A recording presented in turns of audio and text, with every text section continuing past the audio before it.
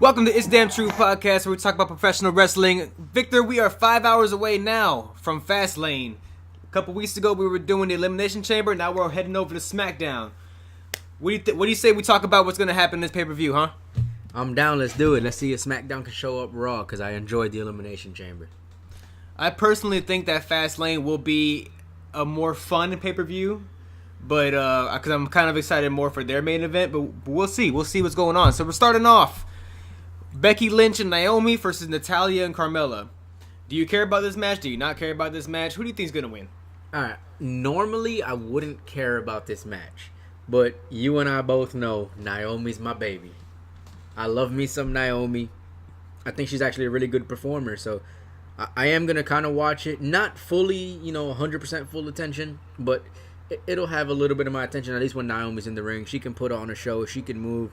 She can do some of the high-flying moves that I like to see, especially seeing it from a female. She kind of is a little bit of a little less athletic Lita to me. It's kind of what she reminds me of in the ring, and I enjoy watching her match. I do think Becky and Naomi might take it just because the WWE seems to kind of have almost like they've forgotten that Carmella has the Money in the Bank. They're kind of burying it, and I don't know when they're going to cash that in. Like, when is she going to cash in that Money in the Bank? So I feel like they're going to keep playing on that.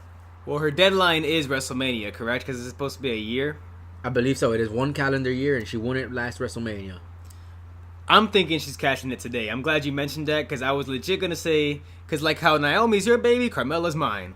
I think Carmella's sexy as shit, and I think that this match is kind of be, I feel like for SmackDown, that's the one thing SmackDown is lacking. I feel like Raw has a way better, or not, I don't want to say treat their women wrestlers better, but I feel like they have a better thing going on with the woman roster over there in Raw. Even though Charlotte is my favorite performer, I just feel like, I don't know, I just feel like they're missing an it factor over there when it comes to the storyline and the women's wrestling over there. But I do feel like Carmella can shake it up. I don't really know who's going to win. If I had to pick who's going to win the match, I'm going to go ahead and say Natalya and Carmella, just because that I'm hoping she cashes in against the Ruby Riott, or just like completely ruins Ruby Riott's moment, which will give Carmella heat and also sneakily take the championship from Charlotte. So I kind of think it'll be a good moment, which kind of also says what I think is going to happen in the Charlotte Flair and Ruby Riott match. Yeah, I see where you're going with that already, and I mean, I do like Carmella. She's from where I'm from. She's a New York girl. She's from Staten Island, which they're the shunned borough of the five, but it's whatever. She's still a New York girl. And I do like Carmella, but I don't know, man. I got to give it to Naomi over her. And we shall see. We shall see. And next up, we have Shinsuke Nakamura versus Rusev. Probably next to the six-pack challenge, the match I'm looking forward to the most, because I enjoy both superstars very much. Absolutely. And I cannot wait to hear Aiden English introduce Rusev, because we're both suckers for the Aiden English singing Rusev Day. We both love it. And I mean, am I wrong? Is it not one of the best moments of SmackDown every week?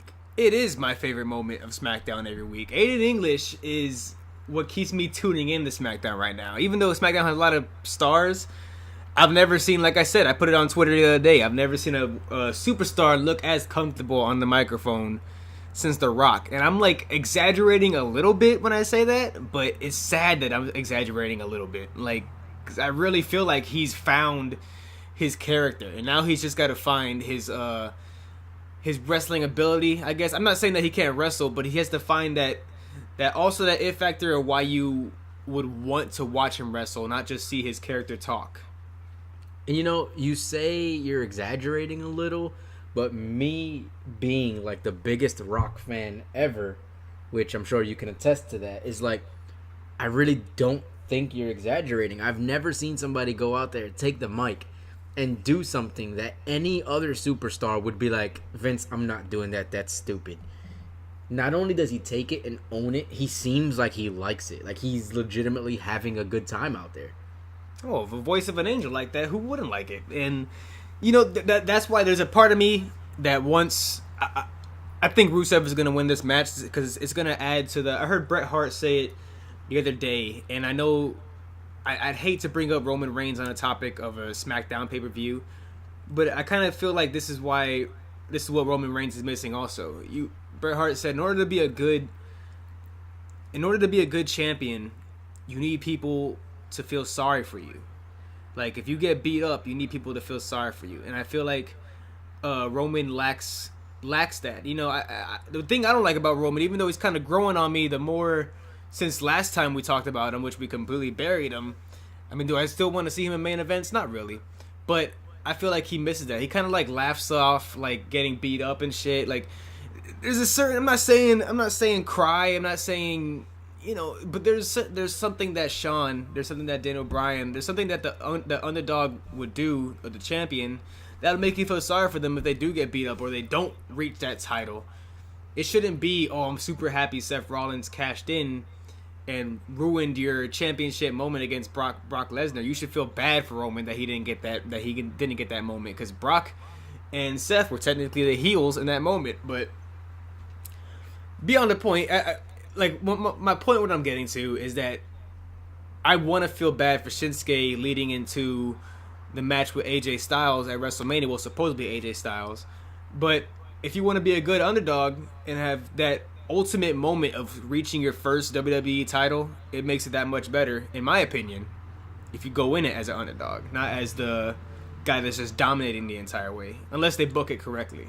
Yeah, if it's booked correctly, you can do that, you know, a la Stone Cold. Stone Cold went into WrestleMania as the favorite most times. Yep. And when he won, fans still bought into it. They still loved it. They bought the character. And I think that can work for Shinsuke. You know, I can't remember, honestly, like, you know, when was the last time there was a championship match at WrestleMania where if AJ wins tonight, both guys in the championship match are actually faces? You know what I mean? Like, I can't remember one. I mean, maybe my memory's slipping right now, but I would actually like to see Shinsuke win in an impressive way, and, you know, maybe have AJ struggle a little bit in his match, but still pull it out and be like, oh, is AJ slipping? Is the new era of Shinsuke the new dominant man coming up? And maybe that's an arc they can push. Or they can also push Shinsuke gets beat up for a while. Maybe he loses, and then you've got the arc of, is Shinsuke really ready for this? Like, there's many ways they can go with it, and I like it. I like this match only because I used to hate Rusev. I hated him so much, but I can't hate Rusev Day. I don't think anyone can. But with all that being said, if Shinsuke loses, I feel like they're gonna find a way to make it an interference loss. But I'm still gonna, in my heart, I gotta go. I think Shinsuke is gonna take this one. I think he's gonna take it clean. All right, so you're going Shinsuke. I'm going Rusev. I'm going Carmella and Natalia. So far we're polar opposites right now. Yeah. And since I want to jump right into the 6-pack challenge right now, we'll hit the other matches. But speaking of the whole AJ Styles thing, there's no way I'm picking AJ to win, because there's no way they're gonna miss this opportunity with the history they have in New Japan Pro Wrestling, and the fact that they've never had that awesome WrestleMania spot together. There's no way they're gonna pass up on AJ versus Nakamura, and I'm hoping that WWE gives them more than. I hope they don't open the show at WrestleMania. I hope they're somewhere in the middle to the end, and I'm hoping they get more than a 12-minute spot, because they will, if they get 20 minutes or more, they will steal the show, and it will bury the WWE Championship match, like if it isn't already buried already. But yeah, I agree. And number one, AJ has to take this match. I get they put Dolph Ziggler in there. You know, he left for a while. He felt he was being overlooked. Dolph Ziggler versus Shinsuke is not going to sell. They're not going to let Cena break Ric Flair's record at Fastlane. If that record's broken, it's going to be at WrestleMania. Absolutely. The Kevin Owens and Sami Zayn, that's perfect to start a feud between them, the breaking up of the friendship. It's already kind of started a little bit from what I've seen. That you can see they're hinting at it a little bit. And then, I hate to say it. I really hate to say this, especially about somebody who's worked so hard, because we know it's difficult to get to WWE. It's difficult to be put in that spotlight. But Baron Corbin's just overlooked. He's not a main event talent yet. He's more a main event supporting actor like he is today. He's going to be in there. He's going to do his spots. He's going to have a couple moments. But he's not. He's not going to win. He's kind of... I'd hate to say it as much as I like this wrestler, but he's kind of like what Elias was right now in the Elimination Chamber. Like, he's not gonna win. Do some people want to see Baron Corbin win? I'm sure, but it's just he's not gonna win. He's not gonna be in the WWE. It's not his time for the WWE Championship spot at WrestleMania. Yeah, not yet. And, like I said, I do think AJ's going to win, and I think AJ's going to win spectacularly. AJ, he's the phenomenal one. It's going to be an awesome match. It's going to be great. I think it's going to have an awesome ending. Something we might not expect. I can't even think of it. I don't even want to try to think about it because I just want to enjoy the show for what it is. I feel like a lot of people don't do that anymore. But with that being said, you hit on saying, you hope they don't open the show at WrestleMania. You hope they have a mid-card match. I'm going to go out and say it. I want Shinsuke and AJ in the main event, and I want to see like a Shawn Taker match. I want a solid 40 minutes. If you can give me 40 minutes of these guys, they both have the potential. They've done it in Japan. They can put on such a good show. Let them do it. Give them the reins. Give them the keys and let the show go. It's as much as we love to, it's not gonna happen. You're not gonna take the main event spot from Brock Lesnar and Roman Reigns, but you never know what. The beauty of it is that you never know what could happen, especially with Cena being in this match and Cena not having an opponent yet. Are the rumors true? Will Cena add on to this triple threat match to make it? The thing is, I'm looking at it a positive in both ways. If it's Shinsuke and AJ, awesome, fucking awesome. If it's Shinsuke, AJ, and John Cena, is it what I really want to see? No, but I think it can't hurt the match. It makes me sad in a way because that would make me, and this is my opinion only, that would make me feel like that WWE doesn't believe that they can draw in with just the two of them. Like, oh, you need that superstar factor of John Cena to be in that match for people to care. Like, but that'll be the only downside to it. That'll be my own opinion of what I think that they want, that what they're thinking. But other than that, I don't see a negative. I don't see any negatives happening in this pay-per-view. I really feel like we're going to enjoy this pay-per-view. And even moving on to, so we think AJ's going to win. I'm excited to see what John Cena has in plan, because we're only getting closer and closer to WrestleMania with still no opponent. And now we have another match I'm excited for, because I really enjoy both teams. And I'm so fucking glad that the Usos found characters in themselves, and they're not the fucking happy-go-lucky, look like two Rocky Mayavias coming out. Like, I can't tell you how much I hated the fucking Usos when they would come out and do the fucking Samoan dance and the basic, like the super generic, I'm a baby face, got a smile, and fucking do the dance and have no mic skills at all. Oh, I love seeing the Usos on screen now, because maybe a little too many super kicks they do, but I loved it. I love seeing them on screen. I loved the Braun Strowman and Alexa Bliss versus Naomi and Jey Uso. Like, I love seeing them on screen now, because fuck, they found their swagger, they found their characters, and I feel like they're only getting better every time I see them. And you have them facing the New Day, which every time these teams get together, they tear the house down. They really do. Both of these teams found this is a great time to be a tag team in this era after so many shitty tag teams that have come before. I feel like, tag teams are they're the pedestal you got to reach right now, is New Day and the Usos. And you put them both together, I feel like it's going to be a hell of a match, and I am putting the Usos to win over. I'm glad you said it, because looking at that match, I was just thinking to myself, I was like, man, this is, in my mind, without a doubt, the best rivalry as far as tag teams go. Like, there's no other two tag teams that'll get together in WWE right now, and I'm like, I gotta see that. Like, I really want to see that match. But when the Usos face the New Day, I'm invested in it. And you've known, even when he was a singles competitor, I was a huge Kofi Kingston fan. I've always enjoyed Kofi. I thought he was fun to watch. He was athletic. He reminded me of another Shelton Benjamin. And like you said, the Usos changed their persona from the, ritual dancing guys to these new guys. And, I kind of wish they would have done that from day one-ish, pun intended. I do thought that was a horrible play of words, but I'm gonna stick with it.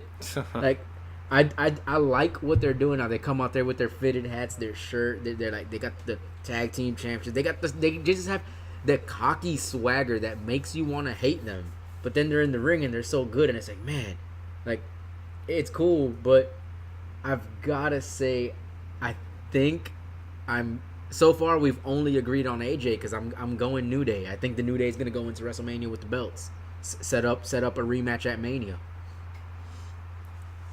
Oh, you think so? So you're going with New Day. All right, I'm going for Usos. So the only thing that we've agreed on so far is the main event. But that's the beauty of it. I feel like we're doing the Elimination Chamber podcast again. But like you said, I never want these teams to split up, even though I feel like every single one of them has potential to go somewhere as a singles competitor. Every single one that these people that are going to be in this tag team match. And I'm excited to see a really good match. And then we go down to now Bobby Roode's and Randy Orton. I think this is for United States Championship. I'm not 100% sure, but even if it is, I'm going for Bobby Roode because Randy has just become a very boring. Randy Orton is a shell of his former self, at least in my opinion. And I feel like he's just slowly fading away until it's his time to retire. Yeah, I had a time where I loved Randy Orton. Randy was my guy. I'd use him in WWE 2K. I'd use him in SmackDown vs. Raw. The RKO out of nowhere is awesome. But maybe I'm in the very small portion of the viewers that is maybe getting a little tired of the RKO out of nowhere. It's almost like you feed on it a little too much. It's really all you have as a character. You're not that good on the mic. And this is a lot coming from me because Randy was my guy. And yeah, Randy's on your Survivor Series dream team. Like, yeah, and like the more I watch him, the more I'm like, all right, Randy, you gave your time, you earned your stripes, you chipped your way to the top, you've been champ, but let it pass, man. And I feel like right now he's gonna be doing Bobby Roode a favor and putting Bobby over. I don't see any way where him taking the title from Bobby works. Bobby Roode is hot right now. He's good. The fans love him. His entrance music is fucking phenomenal. And I think it's gonna be a match where it's gonna be another Randy match. It's gonna be slow paced. It's gonna be whittle them down, a couple submissions here and there, a couple antagonizing the crowd, looking in there, pointing at them, saying Bobby saying glorious a couple times, and then it's gonna be a little bit of a hot finish where they both pick up the pace for the last maybe 5 minutes. And then it'll end, and Bobby will still be champ. I don't really see anything great coming from this match, and it really does hurt me to say that because I really like Randy. It's insane here. I really hate saying it. I feel like that will be the most boring, not the most boring match, but the most boring match on tonight's card. I feel like it'll be the most boring match. And it's sad to say because you have Brock and Cena and Randy that all came at that same time, and Randy's the only one that's like slightly fading away, while I feel like Cena and Brock are giving it their all right now. Yeah, and it's not to say Randy's bad. I mean, what is he, a 7-8 time champ? Oh, even he's in double digits, dude. Is he? Wow. Yeah. See, and like, man, that goes to show, I kind of stopped watching for a while, but now I'm back, and like, man, Randy, so much like the Legend Killer angle, the Viper, like the Legend Killer. First of all, was the best Randy ever. Oh, absolutely. I'm pretty sure we agree on that. Yeah, like, but man, it's kind of sad. It's like watching like kind of like when, and I know you love him, but like when Scott Hall came back with MWO, like he was nowhere near what he was absolutely, when he came to WWE. I know exactly what you mean. That's where Randy's at right now. It's like his character is still there, and you love to see it, but it's cool for those first couple moments, and then they start wrestling, and you're like, okay, this is why I forgot about you. Like. Yeah, definitely. And I mean, he's a little older now, so I get it. You slow down, but I mean, get a little innovative, man. Like, and I think of Randy, I think of like that slam he does off the ropes. The rope, the DDT off the ropes, the RKO, and like. That's really it. Like, that's all I've really got for Randy. I can't think of any other move that I get excited to see Randy do. Yeah, same here. So we have Bobby Roode going over, hopefully retaining the championship, and now we're gonna get down to which I mentioned earlier. You got Charlotte Flair, Ruby Riott. I feel like this match is gonna be really good. It's really two great performers, and I feel like it's gonna end the way I said. I feel like it's gonna be a fairly even match. And I think tonight's the night. I think tonight is the night that Carmella's cashing in, and Carmella's going into WrestleMania as SmackDown Women's Champion. Wow, that's bold.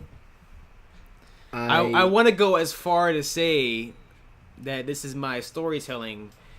Let's see if Mike can be a booker in the future, but I want to say that maybe Ruby Riott is in on it.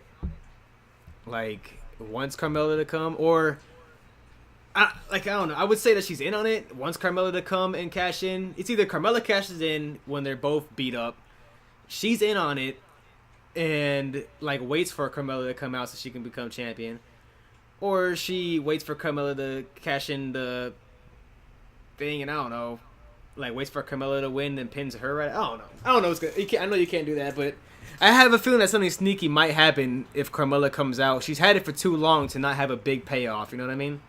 Yeah, like I said earlier, it's kind of been buried. They haven't hit, like, she comes out as Mrs. Money in the Bank, but there's not even been at least a tease at her cashing it in. So yep. I don't know if they're waiting for Mania to give her a Mania moment. Like, if Mania was in New York, then I could see that, being that she's a New York girl, but I just don't know. Maybe she cashes it in. This is one of the very few matches in a very long time where I don't know what's going to happen. And don't get it wrong. I think Charlotte's going to win. And I say that because her opponent is Ruby Riott. I mean, come on. If Charlotte does lose that title tonight, it will be a cashing in of the Money in the Bank. But a question that comes to my mind when I look at this match, and I haven't even mentioned it to you at all, so this is new to you, is, we always talk about superstars being thrown into the limelight really quickly, being thrown into championship matches very fast. And we particularly don't like it. We like to see guys earn their way to the top. Some people get passed over because of things like that. And I feel like that only applies to the males. Like, there's never any complaints when females get skyrocketed to the top. Like, Ruby Riott, I feel like it's way too soon for her to have this kind of match. Like, am I wrong for that? I can kind of see your argument, but it's like I said, SmackDown is missing the factor when it comes to women's wrestlers, and I feel like they're just trying to play catch up to Raw, maybe. And you never know. There's only so many, you can only throw something on the wall so many times and wait for it to stick. You know what I mean? Whatever the phrase is. And maybe this is one of them. You never know. This could be the diamond in the rough, and we can only see what happens. So that is it. That is our Fastlane predictions for the Fastlane card tonight. So everybody comment below. Me and Vic will be watching in approximately a little over 4 hours. Comment below and let us know who do you think is taking home the W's today or the losses for tonight's Fastlane. We are one pay-per-view away from WrestleMania, and we'll see you next time at It's Damn True Podcast. We don't know it. You, buddy. What's your name? Stan. Stan. Oh!